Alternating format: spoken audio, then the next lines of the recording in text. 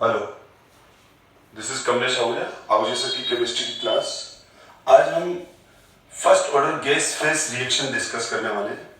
यानी इसमें रिएक्टेंट और प्रोडक्ट गैस होते हैं, और जो गैस है तो गैस का जो प्रेशर है वो डायरेक्टली प्रोपोर्शनल कंसंट्रेशन है। यानी कोई गैस जितना ज्यादा प्रेशर एक्सर्ट कर रही है तो हम बोलेंगे उसका कंसंट्रेशन उतना ज्यादा है। ये हम 11 से पढ़ ही रहे हैं, PV equals to nRT gas equation.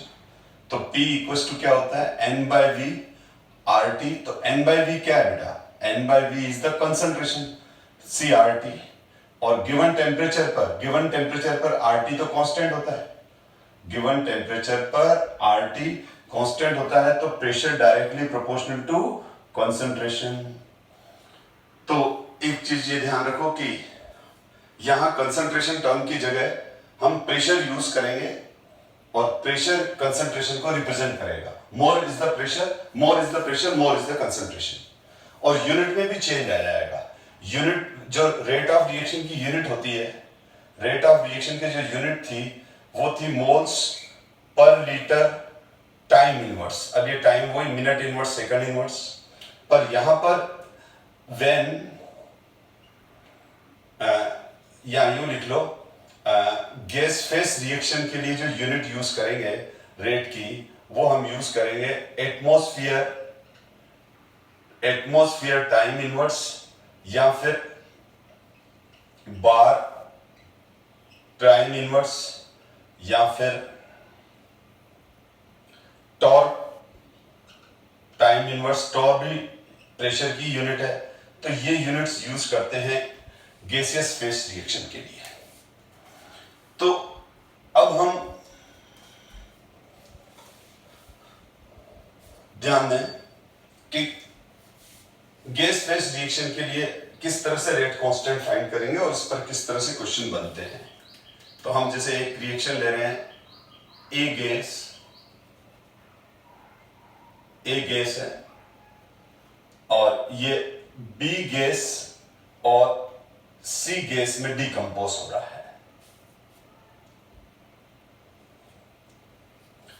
तो जैसे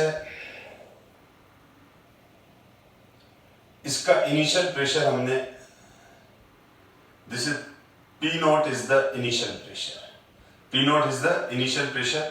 और यहां इनिशियल प्रेशर इनके जीरो होंगे, क्योंकि इनिशियली का मतलब क्या होता है, इनिशियली का मतलब होता है T इक्वल्स टू 0। अभी रिएक्शन स्टार्ट नहीं हुई। जैसे ही रिएक्शन स्टार्ट होगी बेटा, तो P0 माइनस P डैश, तो ये P डैश हो जाएगा, ये P डैश हो जाएगा। क्योंकि इसमें से जैसे A रिएक्ट करना स्टार्ट होगा तो A के मॉलिक्यूल्स B और C में कन्वर्ट होने लग जाएंगे, तो A की वजह से प्रेशर डिक्रीज हो जाएगा। तो सपोज करो कुछ रिएक्शन हो गया, तो एट टी टाइम पर क्या हो जाएगा, एट टी टाइम पर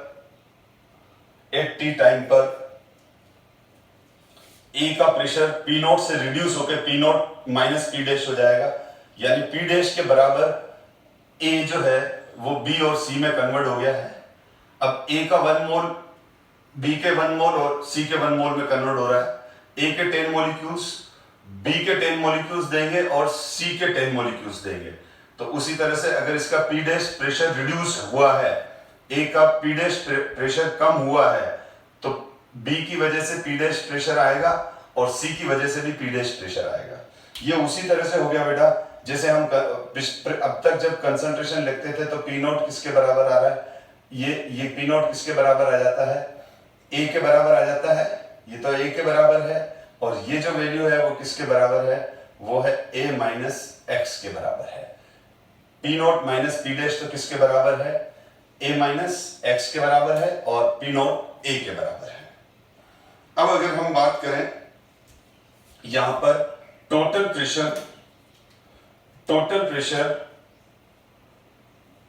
pressure of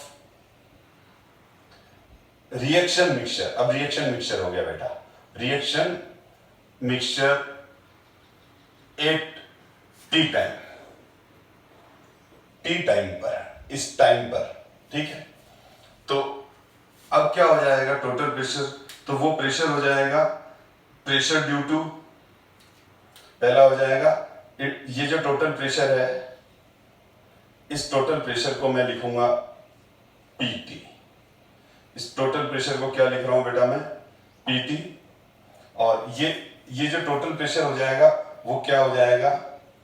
due to A plus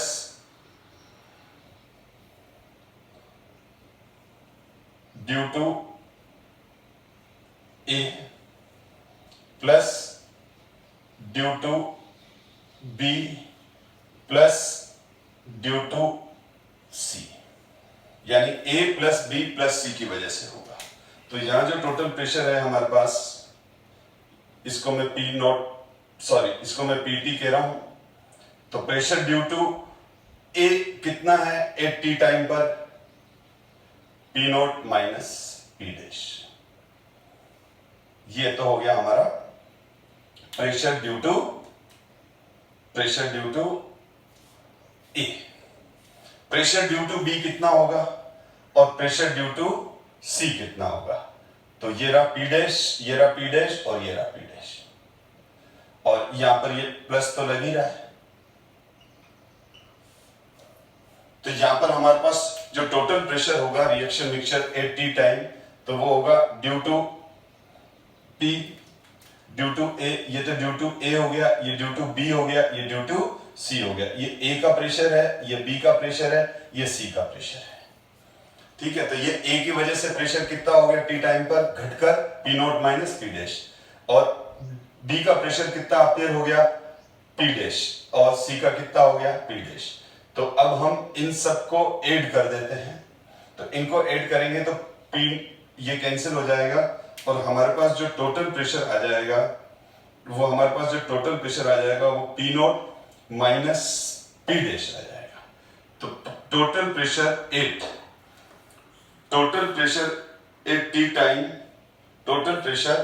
80 time क्या हो गया? P0 initial pressure of A minus P dash, ये टोटल प्रेशर आ गया, प्लस P डैश। ठीक है, P डैश से P डैश कैंसिल हो गया, प्लस है, तो टोटल प्रेशर कितना हो जाएगा? P0 plus P dash.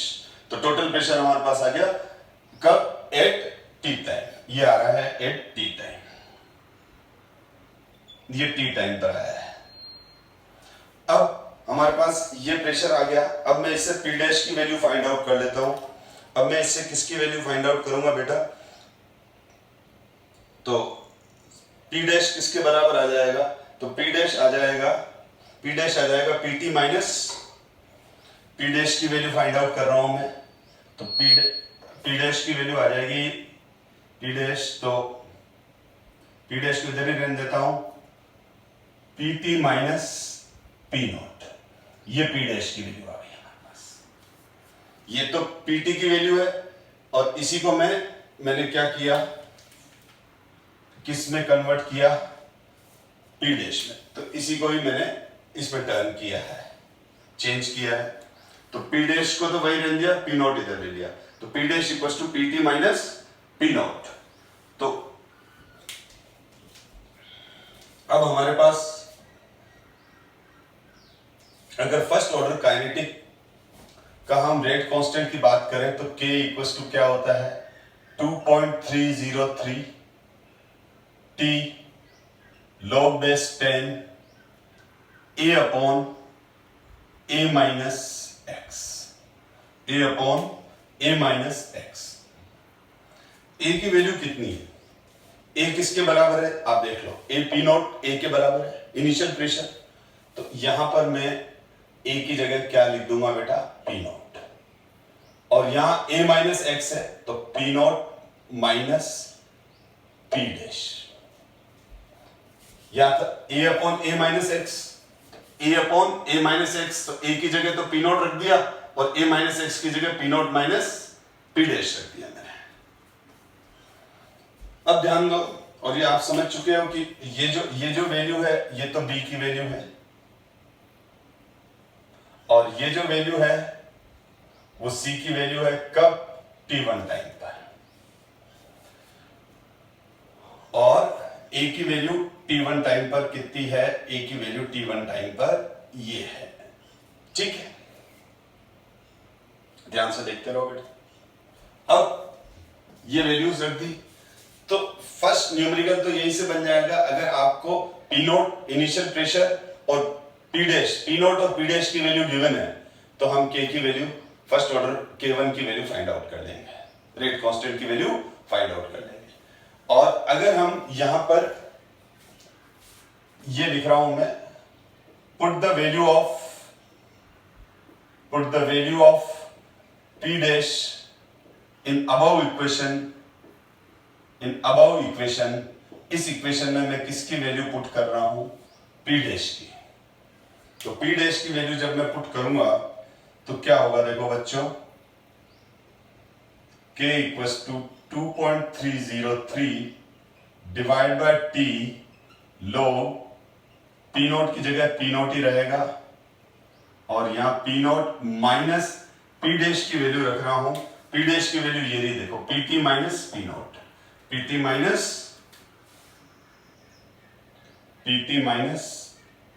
P note. तो ये वाली वैल्यू मेरे पास आ गई। और अब अगर मैं इसको सॉल्व करूं तो ये आ जाएगा PT, ये अब अपने पास वैल्यू आ जाएगी बेटा 2 P naught minus minus plus हो जाएगा, तो 2 P नोट, ये माइनस माइनस प्लस हो गया। तो इसको मैं सॉल्व करूंगा, तो अब सॉल्व आप कर सकते हो इसको। तो K वुड बी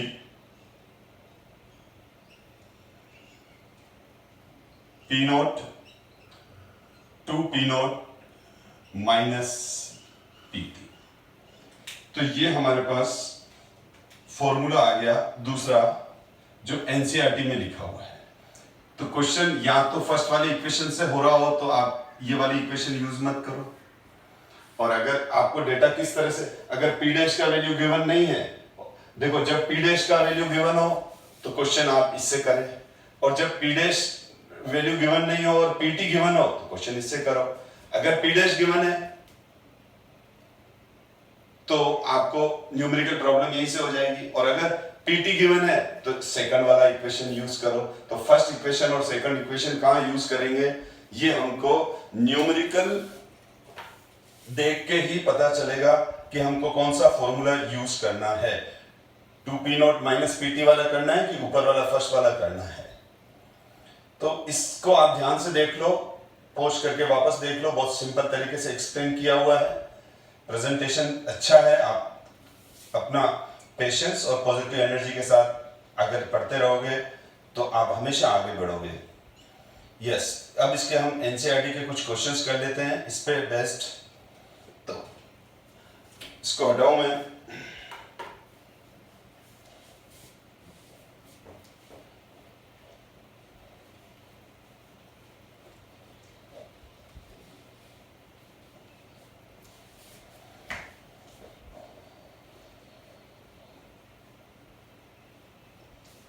तो देखो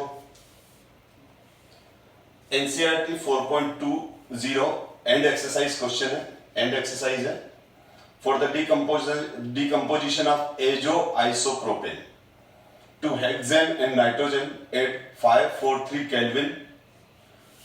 The following data are obtained. Calculate the rate constant. अब इस टेबल को देख लो। अब इस क्वेश्चन में क्या होता है बेटा, स्टूडेंट सबसे पहले तो इस क्वेश्चन को पढ़ते ही एग्जाम में उसके हाथ पांव फूल जाते हैं, सर एजोप्रोपेन आ गया, एजोप्रोपेन का फॉर्मूला ही हमको नहीं मालूम था इसीलिए ये क्वेश्चन छोड़ना पड़ा। बेटा कोई जरूरत नहीं, हमको एजोप्रोपेन के फॉर्मूले से कोई मतलब नहीं है, मैं तो अभी बता दूंगा लेकिन हमको कोई मतलब नहीं है, ठीक है ना। ये तो ठीक है, क्वेश्चन फॉर्मेट करने के लिए कुछ तो उसको गैसेस के नाम देने पड़ेंगे और प्रोडक्ट के नाम देने पड़ेंगे, तो वही वाली बात है बेटा, ठीक है।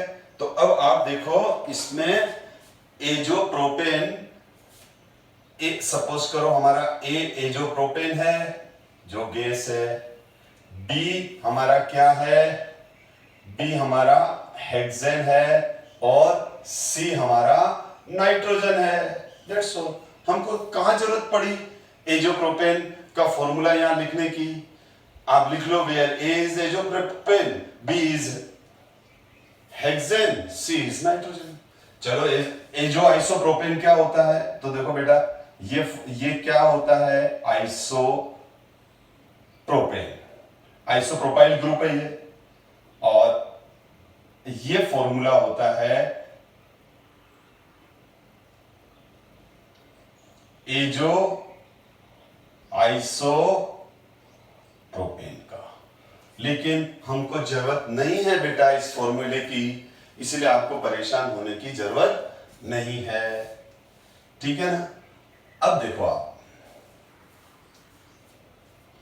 अब हमारे पास इसमें इस टेबल में देखें तो हमारे पास ये 35 गिवन है, 35 mm प्रेशर गिवन है, और ये कब गिवन है, 0 टाइम पे, मतलब ये वाला प्रेशर P नोट हो गया किसका, A का, इनिशियल प्रेशर हो गया।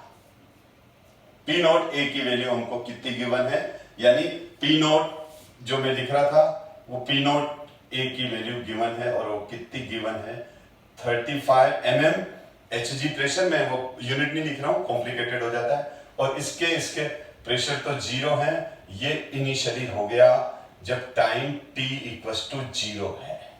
जो टेबल में गिवन है वो मैं पहले यहां लिख रहा हूं।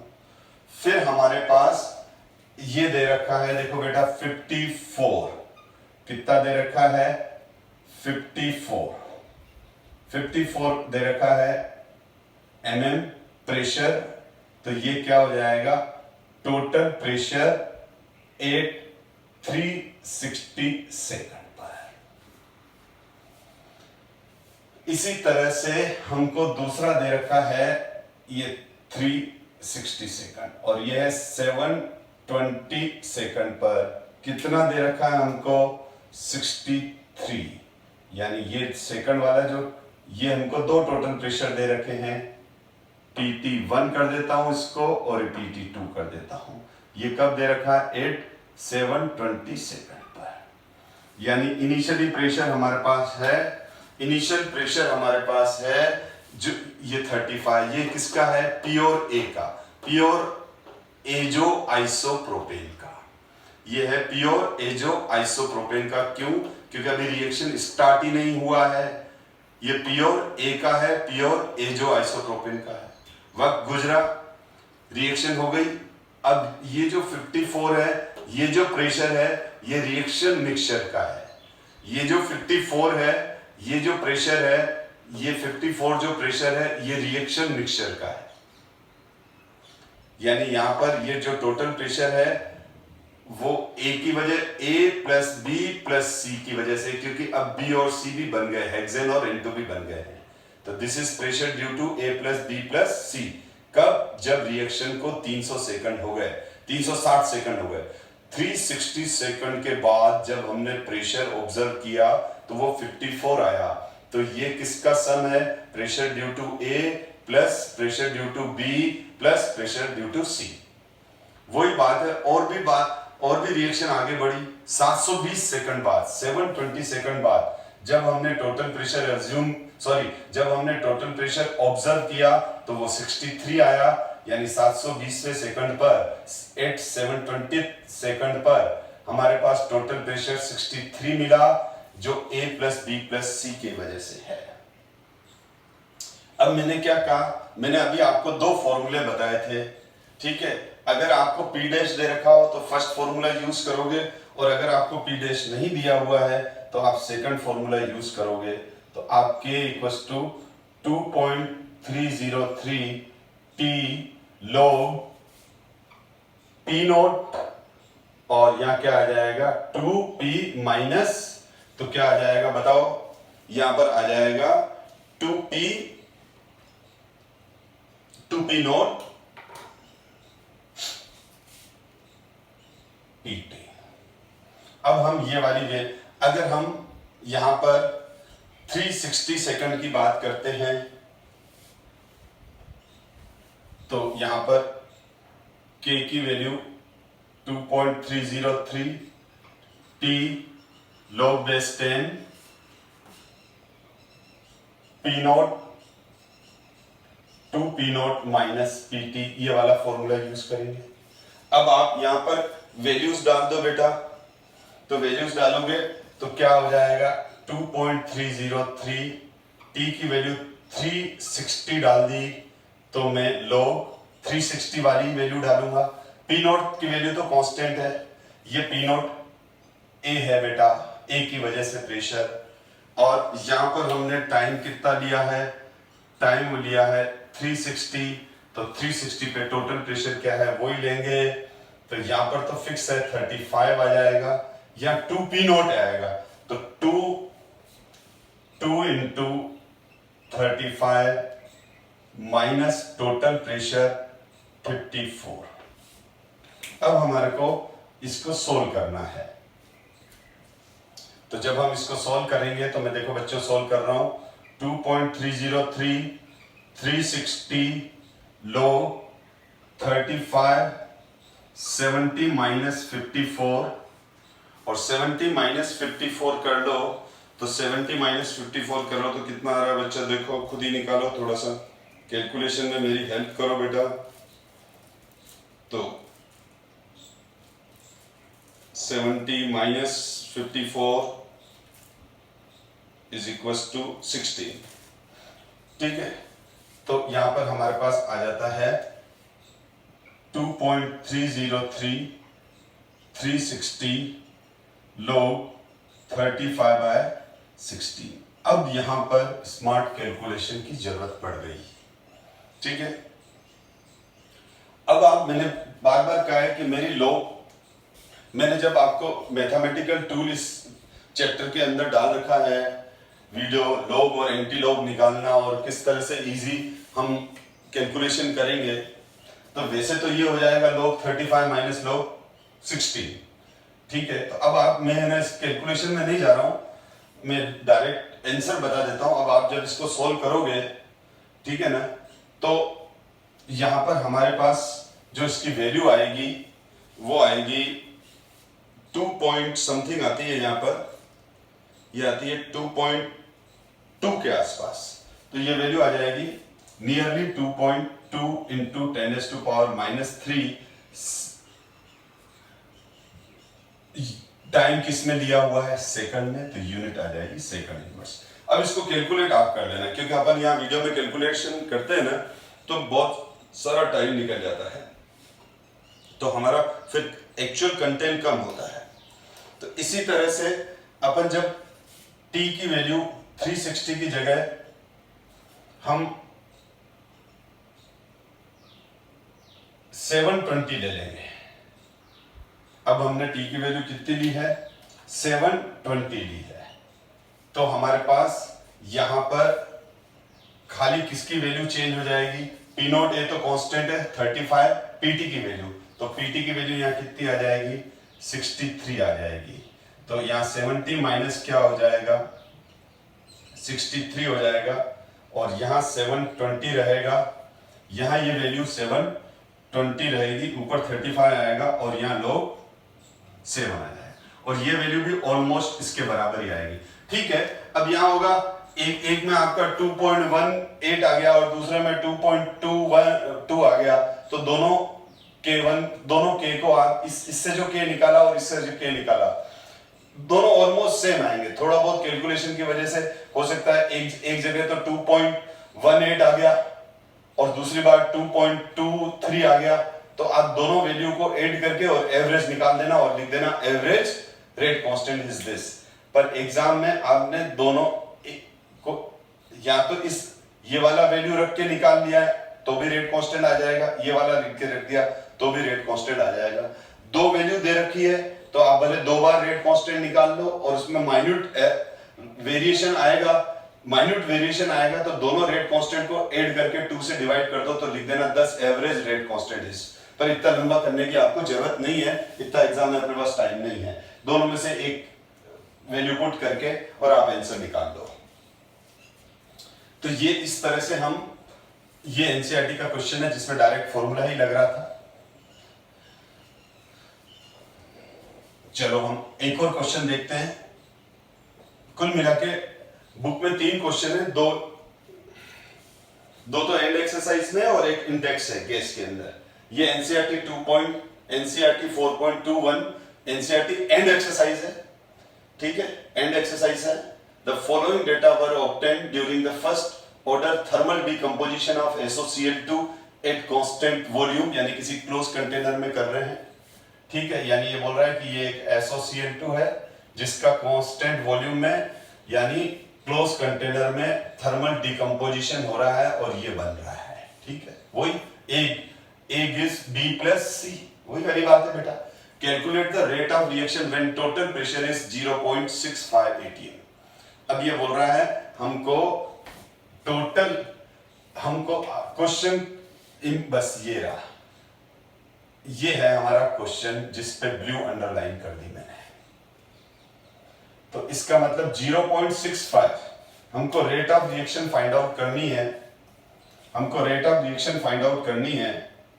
रेट फाइंड आउट करनी है, ठीक है। जब टोटल प्रेशर कितना हो, जब टोटल प्रेशर हो हमारा 0.65 atm total pressure.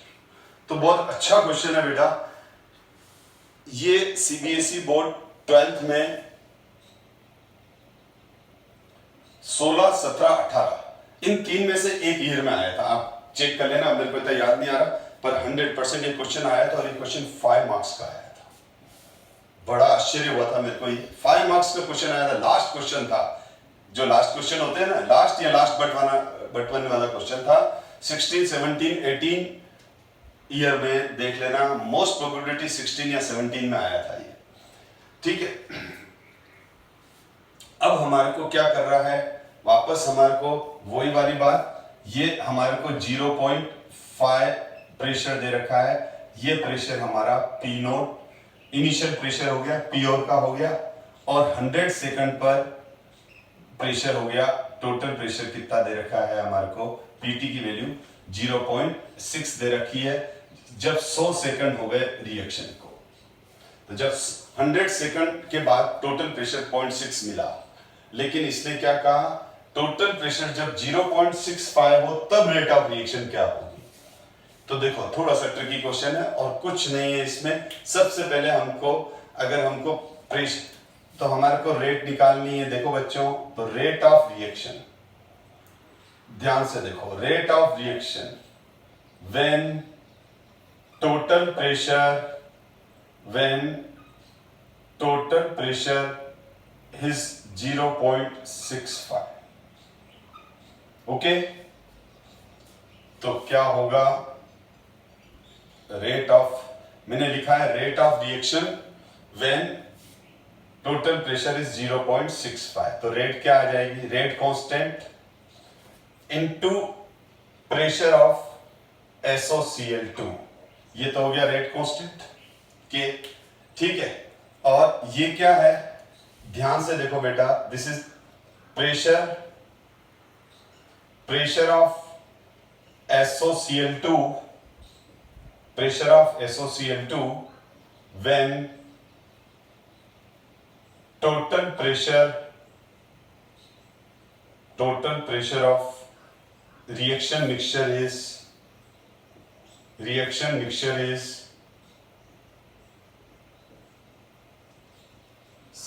0.65 atm।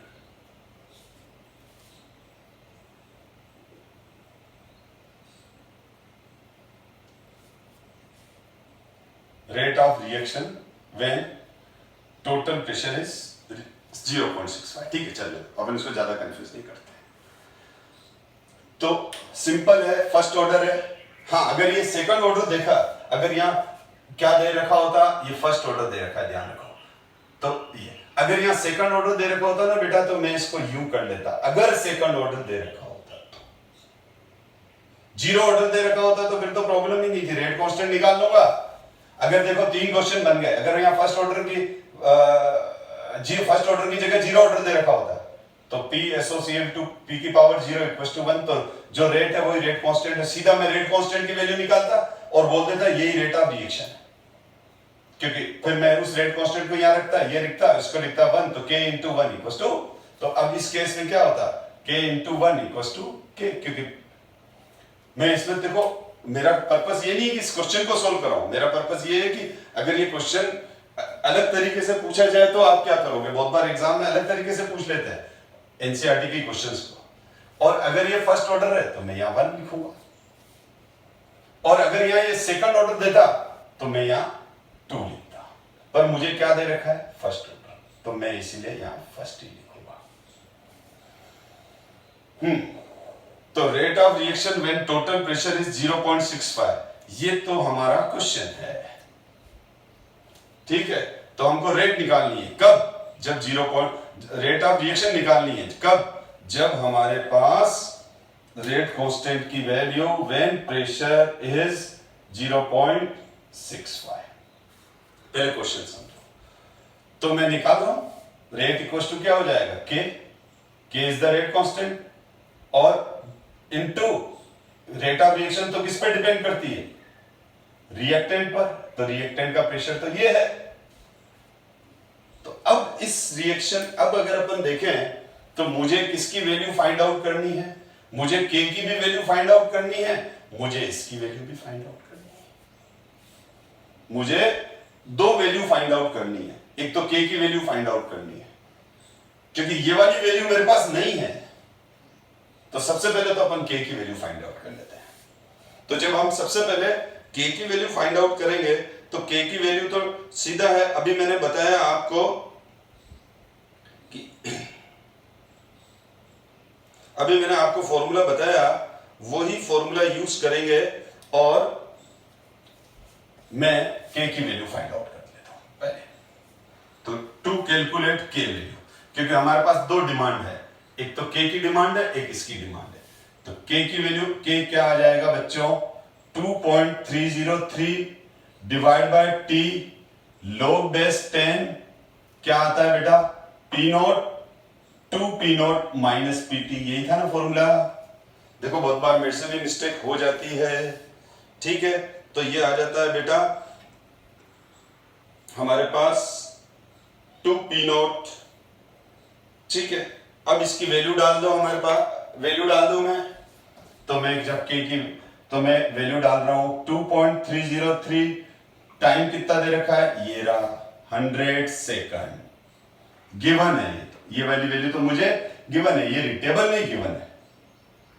log base 10, p not की वैल्यू कितनी है, p नॉट की वैल्यू कितनी है, p नॉट की वैल्यू ये रही, ये मेरे पास किसकी वैल्यू थी, ये p नॉट की वैल्यू ये रही, pt की वैल्यू कितनी है, ये रही, ठीक है। तो p नॉट की वैल्यू रखूंगा मैं 0.5, 2 इंटू 0.5 माइनस pt की वैल्यू 0.6। आ गई बच्चों बात समझ में, ये मेरे पास pt की वैल्यू है, ये मेरे पास p नॉट की वैल्यू है।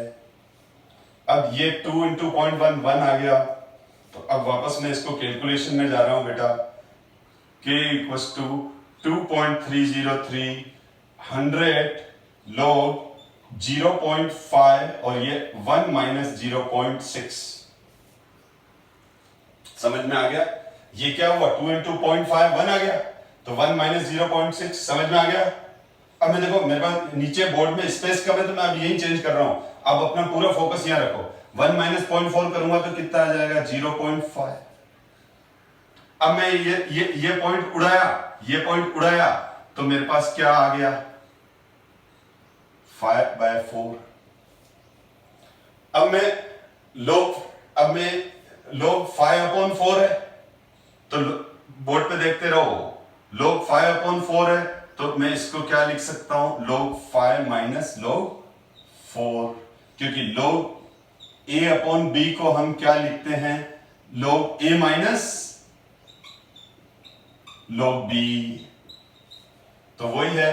यहां मेरा log, मेरे पास क्या था log 5/4, अब मैं इसकी वैल्यू डाल रहा हूं बेटा, तो 2.303 100 log 5 की वैल्यू 0.699 माइनस log 4 की वैल्यू 0.602। तो ये मेरे पास log 5 की वैल्यू है, तो log 5 की वैल्यू कितनी है 0.699, log 4 की वैल्यू कितनी है 0.602। आगे बात समझ में, यानी कुल मिला के मैं इसको कैलकुलेट कर रहा हूं। अब मैं इसको इसमें से माइनस कर रहा हूं, तो मेरे पास जो वैल्यू आ जाएगी बेटा वो आ जाएगी 0.097।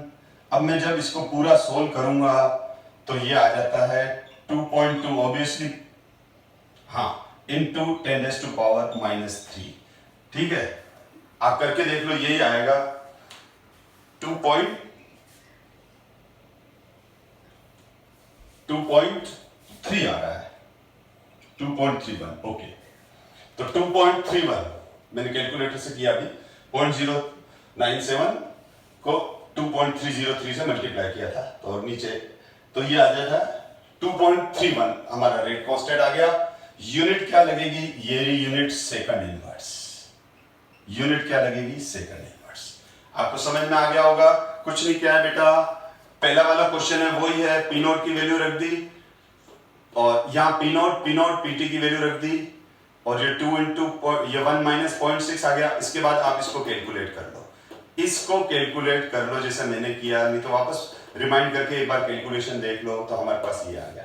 तो बच्चों मैं है ना अब यहां पर क्या कर देता हूं, के की वैल्यू लिख देता हूं, के की वैल्यू लिख देता हूं 2.31 इंटू 10⁻⁻3 सेकंड, मेरे पास के की वैल्यू आ गई।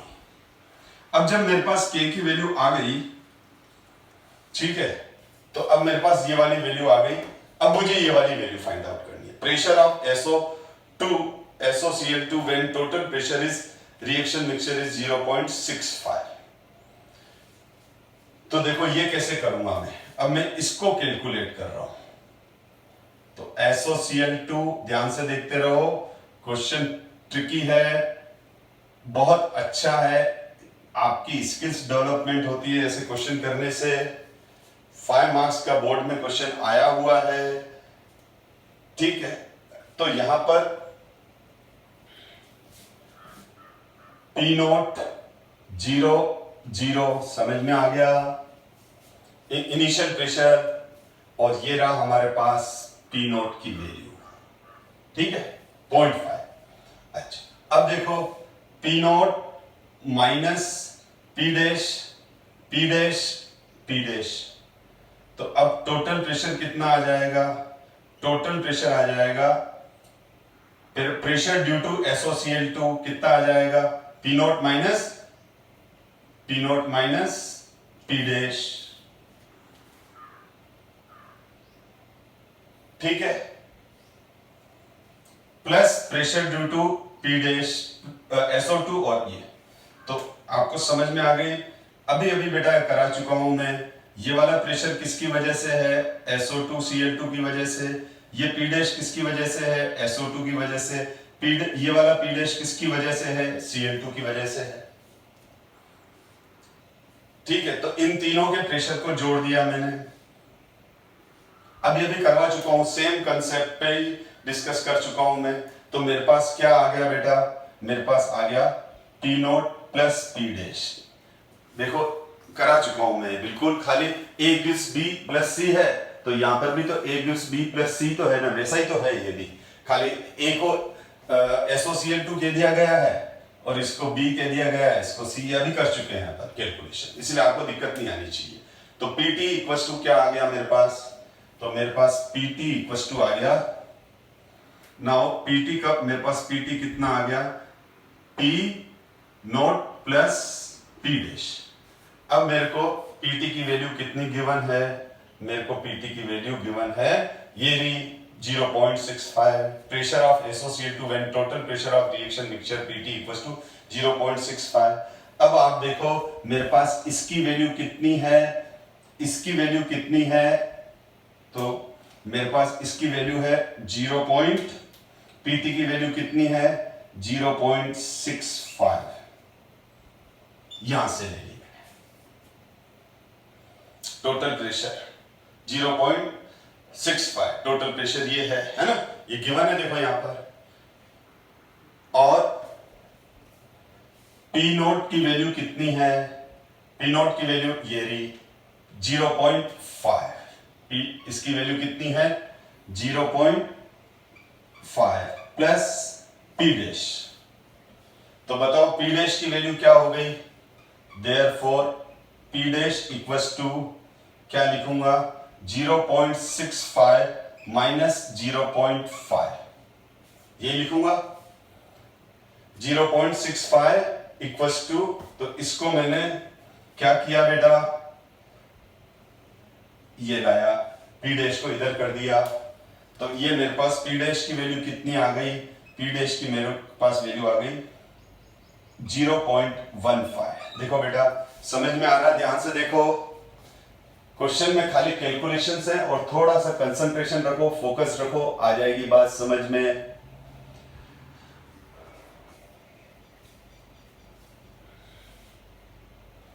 तो अब ध्यान दो, आगे बढ़ रहा हूं मैं, तो मेरे पास पी डैश की वैल्यू 0.15 आ गई, कब, जब मेरा टोटल प्रेशर कितना है, जब मेरा टोटल प्रेशर 0.65 है, तो उस समय पी डैश की वैल्यू कितनी है, ठीक है। अब वापस देखना आप, अब मैं इसको हटा रहा हूं क्योंकि अब हटाना पड़ेगा इसको, आप देख लो ध्यान से, यह है rate of reaction when total pressure is 0.65, ठीक है, ये क्या है, rate of reaction when total pressure is 0.65, हटा दिया मैंने इसको। अच्छा अब ध्यान दो आप, अब मैं वापस इस फॉर्मूले में आ गया जो मैंने पहले लिख के रखा था, तो रेट निकालनी है, के की वैल्यू आ गई इनटू यहां पर मैं क्या लूंगा P not minus P dash की पावर 1, यहां पर मैं क्या लिखूंगा, के की वैल्यू तो के ही लिखूंगा इनटू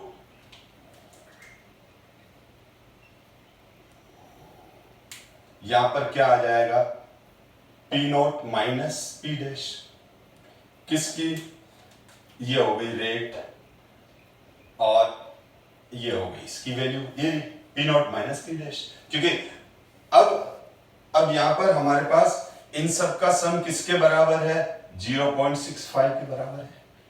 इसने ये कहा ना कि Pt equals to P naught plus P dash की वैल्यू हमारे पास किसके बराबर है, तो अब हमारे को रेट ऑफ रिएक्शन निकालनी है, रेट ऑफ रिएक्शन यहां निकालनी है बेटा यहां पर। तो इसने क्या कहा, आप रेट ऑफ रिएक्शन निकालो जिस समय टोटल प्रेशर यानी P not minus P dash plus P dash की वैल्यू 0.65 हो, रेट ऑफ रिएक्शन निकालो जब P not minus P dash plus P dash की वैल्यू 0.65 हो। तो जब टोटल प्रेशर 0.65 है तो उस समय SOCl2 का प्रेशर कितना है, P not minus P dash, इसीलिए मैंने ये वाली वैल्यू यहां रखी है, इसीलिए मैंने ये वाली वैल्यू यहां रखी है। देखो मैंने बिल्कुल आमने सामने सिंक्रोनाइज कर दिया, ये रहा टोटल प्रेशर, ये रहा हमारा टोटल प्रेशर, ठीक है। अब मैं रेट निकाल देता हूं, अब मैं अब समझ में आया ना 5 मार्क्स का क्यों है, ये इस तरह के क्वेश्चन ही डिसाइड करते हैं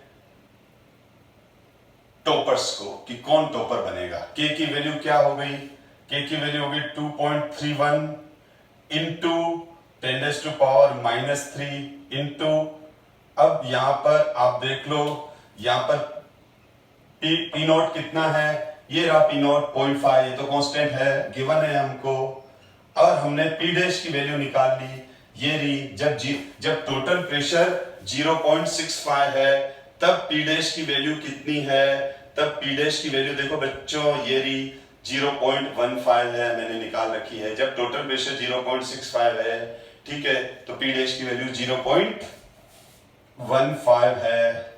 अब खाली क्या रह गई, फॉर्मेलिटी रह गई कैलकुलेशन वाली, ठीक है, तो ये हो गया 2.31 इंटू 10⁻³ 0.5 में से ये गया तो 0.35, तो जो रेट आ जाएगी इसको कैलकुलेट कर लो, मुझे आंसर मालूम है, मैं 1 मिनट आंसर देख के बता देता हूं।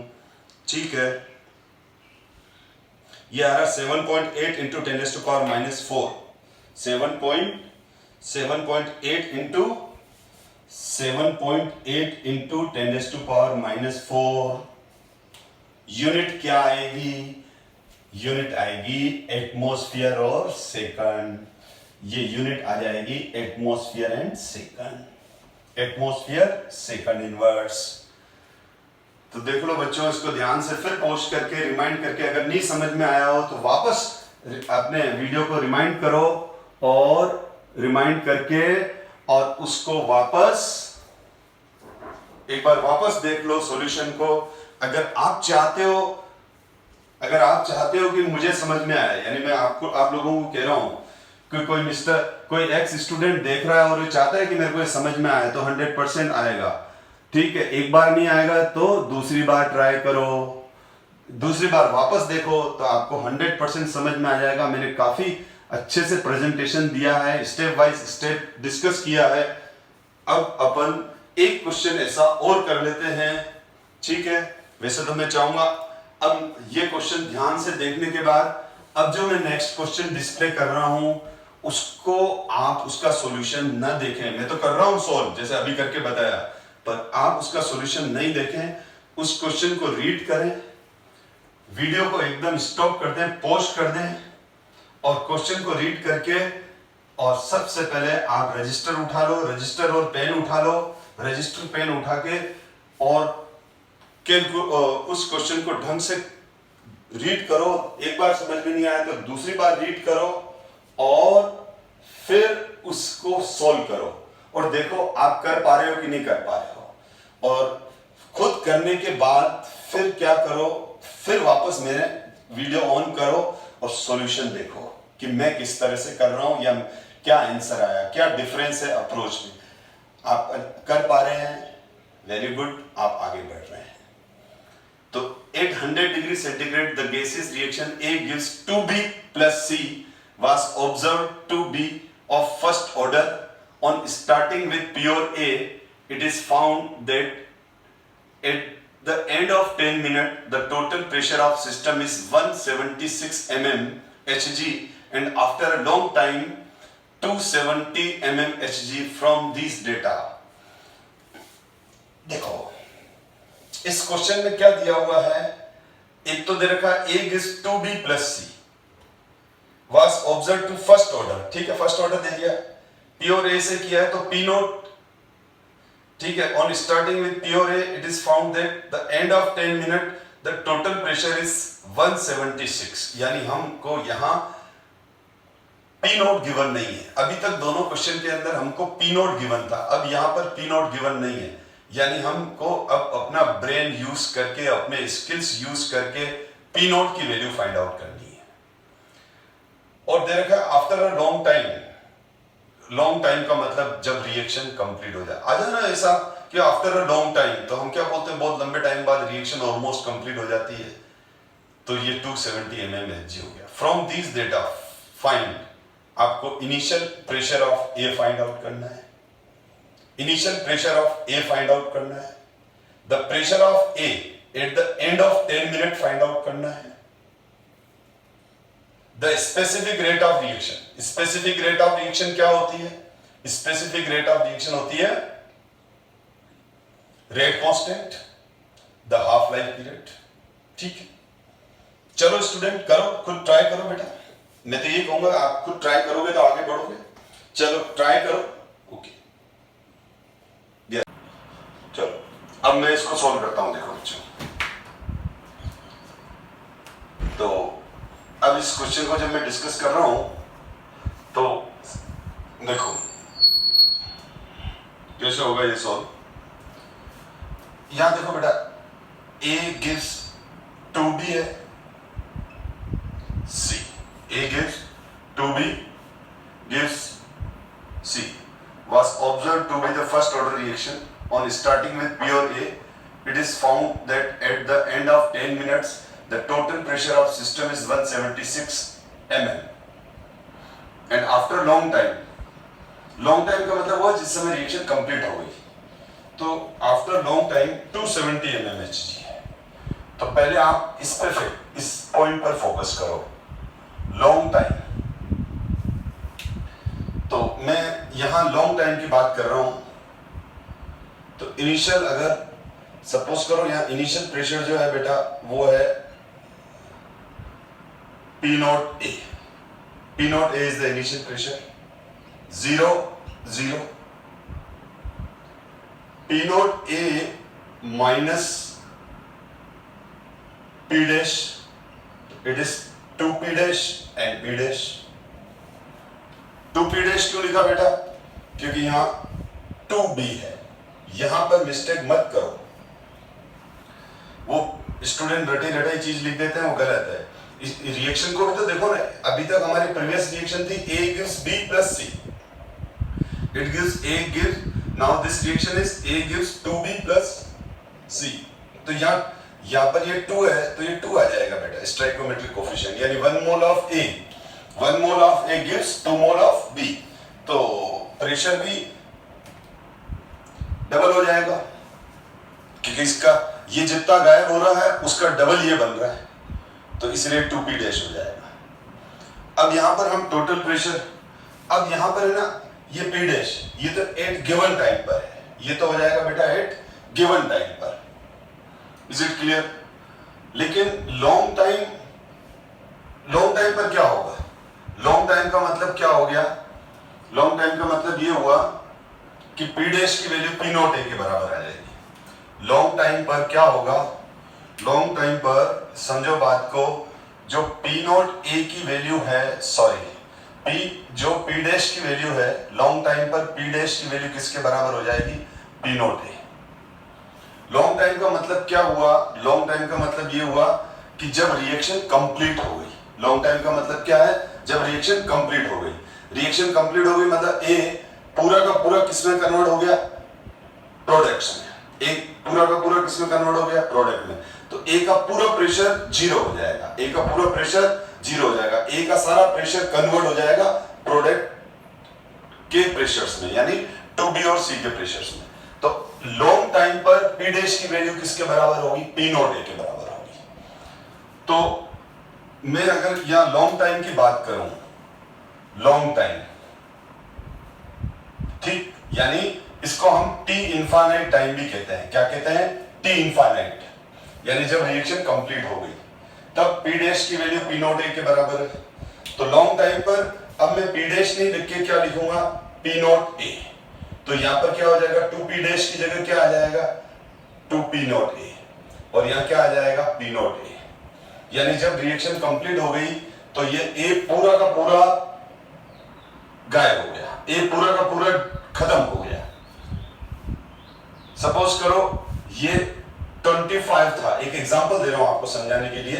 ये 25 था, ठीक है? तो ये 25 था और ये 25 जो अमाउंट था वो पूरा का पूरा 2B और C में कन्वर्ट हो गया। तो ये क्या बन जाएगा? 2 into 25 और ये बन जाएगा 25। अगर P नॉट ए की वैल्यू में 25 अज्यूम कर रहा हूं तो B कितना बनेगा? 2 into 25 और C कितना बनेगा? 25। तो ये आफ्टर लॉन्ग टाइम। तो आफ्टर लॉन्ग टाइम टोटल, तो अब मैं लिख रहा हूं after long time, that is when reaction is complete, reaction is done, total pressure will be, total pressure of reaction vessel is क्या होगी? after long time, that is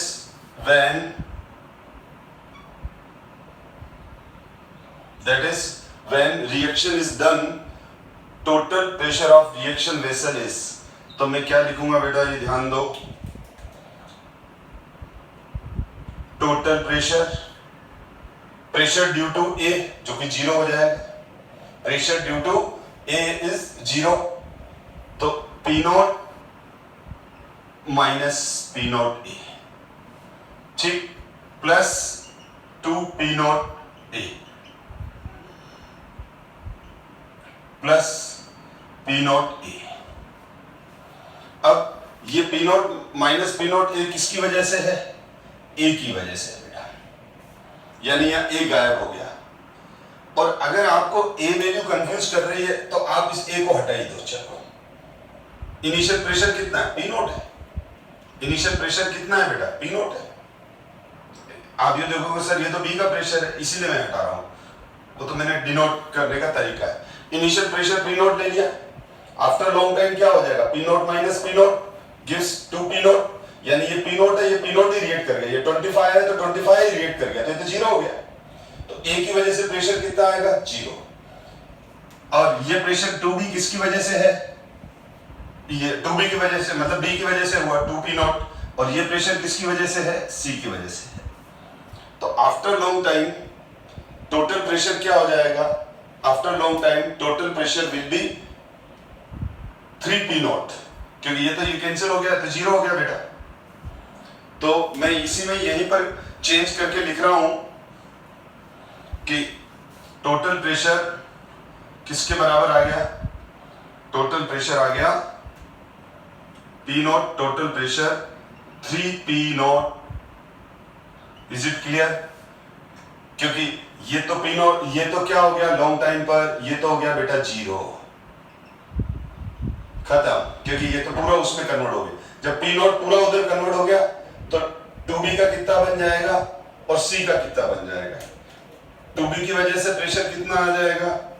2B की वजह से जो प्रेशर आ जाएगा वो आ जाएगा 2P नॉट, और इसकी वजह से जो आ जाएगा वो आ जाएगा ये। तो टोटल प्रेशर, ठीक है, यानी आफ्टर लॉन्ग टाइम क्या हो गया हमारे पास? PT equals to 3P naught. अब हमारे पास PT की वैल्यू कितनी गिवन है यहां पर? After long time, after long time P कितनी वैल्यू गिवन है? तो यहां पर आ जाएगा देयरफॉर इसकी वैल्यू कितनी है? 270 इक्वल्स टू 3P नॉट। तो 270 3P नॉट, तो P नॉट की वैल्यू कितनी आ जाएगी? 90। मेरे हिसाब से कोई प्रॉब्लम नहीं है यहां आपको, ठीक है। मैंने अलग अलग तरीके से समझा दिया, पहले P naught minus P dash किया, फिर बताया लॉन्ग टाइम पर P डैश की वैल्यू P नॉट के बराबर है, ठीक। तो ये हमारे पास किसकी वैल्यू आ गई? P नॉट की वैल्यू आ गई। mmHg इसकी यूनिट है, क्योंकि PT की वैल्यू कितनी है? PT की वैल्यू हमको गिवन है, PT इज ये रहा, ये PT की वैल्यू यहां रख दी मैंने 270 equals to 3P naught. Is it clear? अब आगे बढ़ते हैं अपन। अब हम वापस आ रहे हैं 10 मिनट वाले पॉइंट पर। अब आप देखो इसका, जब 10 मिनट पर टोटल प्रेशर कितना है? 10 मिनट पर जो प्रेशर है हमारे पास वो है 176। 10वें मिनट पर प्रेशर कितना है? 176। तो A 2B प्लस C, तो यहां पर इनिशियल प्रेशर कितना है? P not 0 0, P naught minus P dash 2P dash and P dash. कब? एट 10th मिनट, 10वें मिनट पर, 10वें मिनट पर, 10 मिनट पर। और यहां पर जो टोटल प्रेशर आ जाएगा, now total pressure at given time यानी 10th मिनट, गिवन टाइम पर कितना है?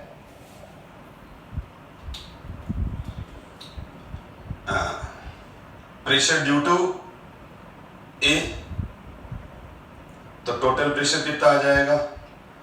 P naught minus P dash, P naught minus P dash plus 2P dash plus P dash.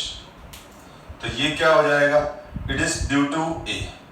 देखो यहां तो ए की वजह से 0 हो गया क्योंकि रिएक्शन ही कंप्लीट हो गई, ए ही खत्म हो गया ना, ए रहे, जब ए है नहीं तो ए की वजह से प्रेशर क्यों रहेगा 0। और ये 10 मिनट पर तो अब ए का कुछ पार्ट डिकम्पोज होके और 2B और C में कन्वर्ट हुआ है, या ये बोलूं ए का कुछ पार्ट प्रोडक्ट में कन्वर्ट हुआ है। तो अभी तो ए है ना, अभी तो ए जिंदा है ना, तो ए की वजह से प्रेशर होगा। तो ए की वजह से कितना प्रेशर होगा, ए जितना बचा हुआ है, तो 10वें मिनट पर ए कितना बचा हुआ है, P nought minus P dash. तो 10वें मिनट पर P nought minus P dash A का प्रेशर है। 10वें मिनट पर ए का प्रेशर कितना है, P nought minus P dash. और 10th जब 10वां मिनट है उस समय बी का प्रेशर कितना है, 2p डैश। और एट 10th मिनट सी का प्रेशर कितना है, पी डैश। अब अगर मैं इसको सॉल्व करूंगा तो ये इससे कैंसिल हो जाएगा और जो हमारे पास टोटल प्रेशर आ जाएगा बेटा वो आ जाएगा P note plus 2p dash. अब हमारे को इस यहां पर तो इस पीटी की, ये पीटी कौन सा है बेटा, ये पीटी और ये पीटी डिफरेंट है बेटा। ये वाला पीटी है लॉन्ग टाइम वाला, ये वाला कौन सा है, लॉन्ग टाइम वाला, जब इनफाइनाइट टाइम वाला, जब मामला खत्म हो गया, रिएक्शन खत्म हो चुकी है, ये पी इनफाइनाइट वाला है। और ये कौन सा है, 10th मिनट वाला।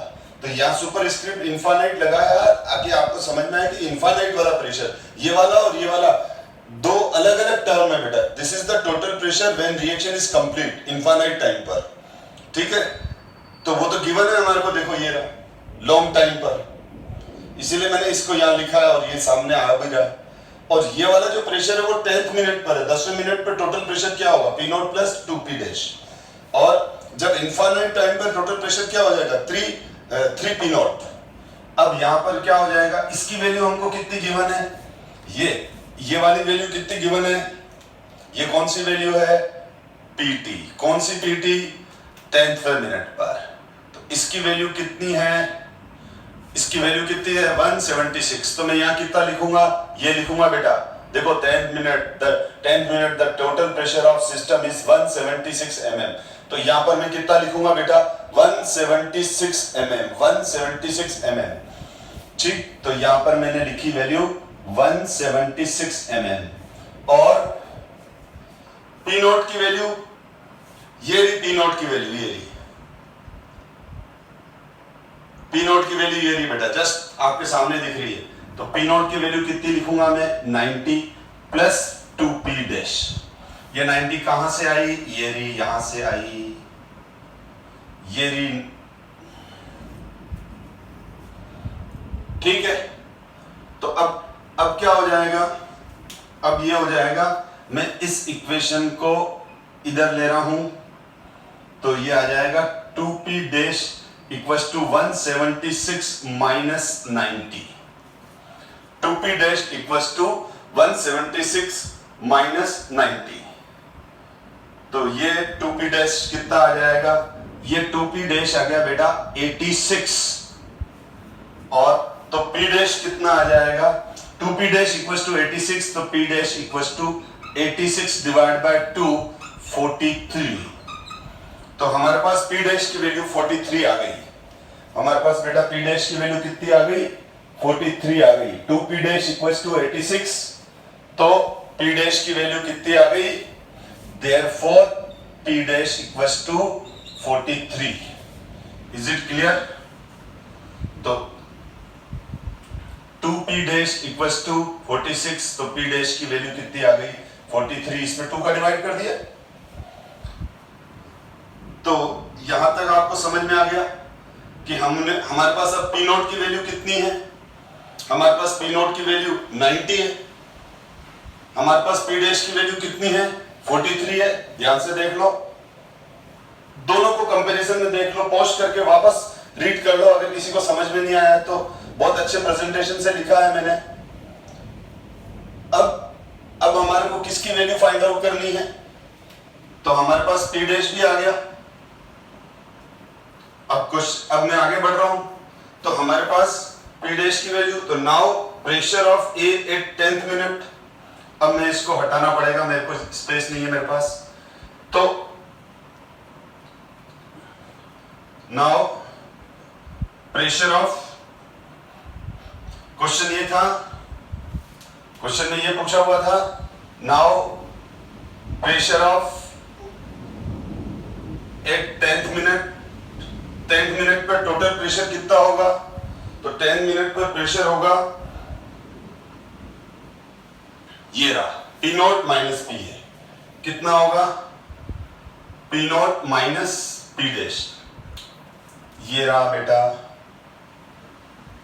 ये वाला लिया है ना मैंने, ये वाला, दिस इज द, ये क्या है? P naught minus P dash क्या है? Pressure of A at 10th minute. तो यहां पर मैं निकाल रहा हूं प्रेशर ऑफ A, यानी P naught minus P dash की वैल्यू पूछ रहा है आपको। Now pressure of A at 10th minute, ठीक। तो इसका आंसर क्या आ रहा है? P नॉट की वैल्यू कितनी है बेटा? 90, P डैश की वैल्यू कितनी है? 43, तो कितना आ गया? 47। तो हमारे पास P naught dash, P naught minus P dash क्या है? P naught minus P dash ये रहा है 10th मिनट पर। Now pressure of A at 10th minute, okay, तो ये भी आ गया।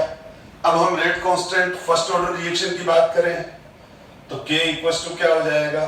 2.303 T log base 10 A upon A x, तो उसकी जगह P not upon P naught minus P dash.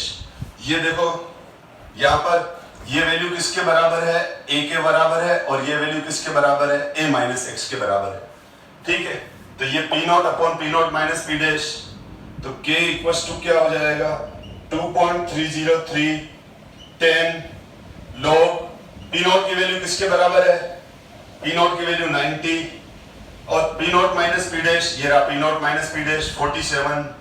तो आप देख लो, ये अगर 45 होता है नियरली log 2 आ रहा है, ये नियरली log 2 आ रहा है। तो मैं थोड़ा सा कैलकुलेशन को अप्रोक्सीमेशन में ले रहा हूं बेटा, तो 2.303 10, ठीक, अप्रोक्स ले रहा हूं बेटा, log 2 अज्यूम कर लेता हूं, थोड़ा सा log 2 से ऊपर नीचे आएगा तो log 2 की वैल्यू, ये log 2 से थोड़ा कम है, तो log 2 की वैल्यू 0.3010 होती है। तो अब मैं यहां पर इसको क्या ले रहा हूं? इसको मैंने log 2 अज्यूम कर लिया नियरली कैलकुलेशन करने के लिए, इसलिए मैंने यहां नियरली इक्वल कर दिया। तो अब यहां log 2 करूंगा तो log 2 की वैल्यू कितनी है? log 2 की वैल्यू 0.3 है। तो अब मैं इसको सोल्व करूंगा तो यहां पर आ रहा है 0.069, यूनिट क्या आ जाएगी? Second inverse. तो ये हमारे पास रेट कांस्टेंट आ गया, यहां पर हमारे पास ये क्या आ गया? रेट कांस्टेंट आ गया। और अब रेट कांस्टेंट आने के बाद हाफ लाइफ पीरियड निकालना है, तो हाफ लाइफ पीरियड हम इजीली निकाल लेंगे बेटा, क्योंकि हाफ लाइफ पीरियड का फॉर्मूला क्या है? बस half life period first order reaction है, तो उसका हाफ लाइफ पीरियड आ जाएगा 0.693 डिवाइड बाय K। और ये क्या है? K की वैल्यू हमने ऑलरेडी निकाल ली है, ये 0.069, तो मैं यहाँ हाफ इक्वल्स टू क्या कर लूंगा? 0.693 डिवाइड बाय 0.069, तो अप्रोक्स 10.2 मिनट या इसके आसपास आता है आंसर, ठीक है ना। ये 693 हो जाता तो एग्जैक्ट 10 मिनट आ जाता, तो 10.2 मिनट आ जाएगा। मैं होप करता हूं कि आपको ये क्वेश्चन समझ में आ गया होगा, नहीं तो एक बार पॉज करके वापस देख लेना। अब मैं नेक्स्ट क्लास के अंदर नेक्स्ट कॉन्सेप्ट और अच्छे क्वेश्चन के साथ फिर मिलेंगे। Thank you so much.